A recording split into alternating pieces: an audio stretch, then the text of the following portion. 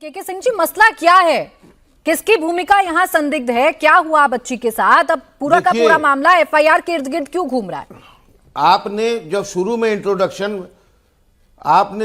Introduction में जितनी बातें बताई हैं उसमें जो चीजें छूट गई हैं क्रोनोलॉजी और इवेंट्स में, मैं एक तरह से बहुत शॉर्ट में बताता हूं। जी बताएं। 17 दिसंबर को हमें सूचना मिलती है कि हमारी एक छात्रा ने ओवरडोज कर लिया है दवाई का। 17 तारीख को ही पैथोलॉजी के हेड ऑफ डिपार्टमेंट वहां पहुंचते हैं और वो उनके गार्जियंस को बुलाते हैं और यूनिवर्सिटी के डीन को, चीफ प्रॉक्टर को सूचना देते हैं। 18 तारीख को प्रॉक्टर उस बच्ची के मामा और गार्जियंस को बुलाते हैं और कहते हैं कि आप इसकी तुरंत कंप्लेंट दीजिए।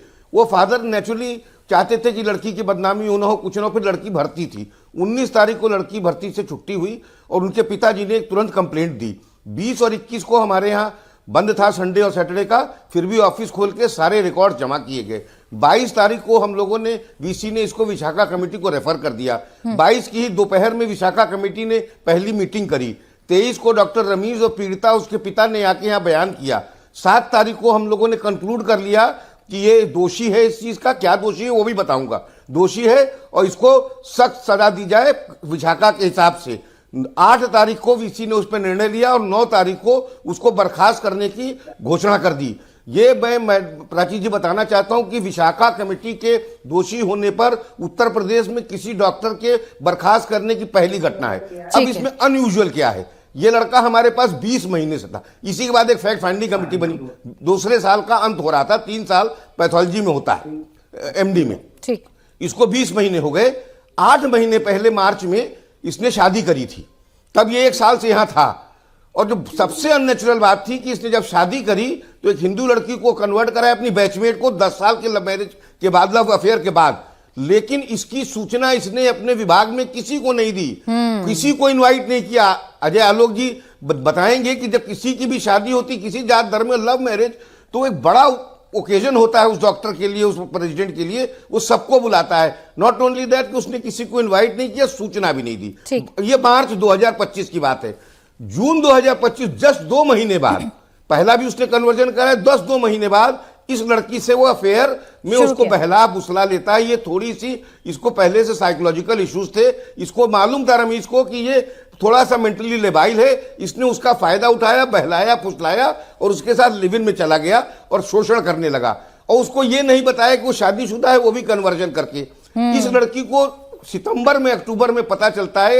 इसकी पहली पत्नी इसको फोन करके कहती है कि ये मुझसे शादी है, तुम छोड़ दो इसको, हट जाओ। She was shocked. हमारे यहाँ के उसने जाके उसने पंचायत की। तब रमीज ने इसको फिर बहलाया। उसने कहा कि मैं अपनी पहली पत्नी को छोड़ दूंगा, तुम्हारे साथ रहूंगा। लेकिन वो लड़की उस रिश्ते से बाहर निकलना चाहती थी। लेकिन इसने उसके जो बहलाया फुसलाया था उसका फायदा उठाया और उसके साथ फिर उसको भरोसा दिलाने में रह गया कि हम तुम्हारे साथ ही रहेंगे। और फिर दिसंबर 17 को इस लड़की ने जहर खाया और जिसके बाद गई।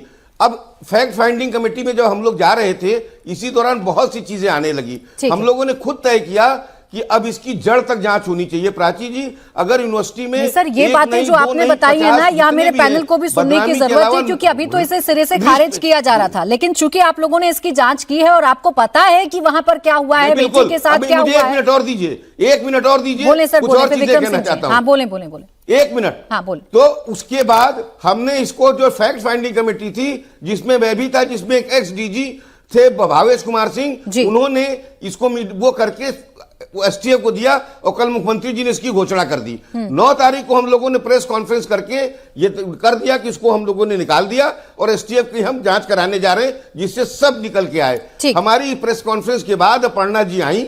वहां पे बहुत ही अनफॉर्चुनेट चीज हुई। हमारे पास छिपाने को कुछ भी नहीं है। केजीएमयू चाहता है कि सख्त से सख्त जांच हो।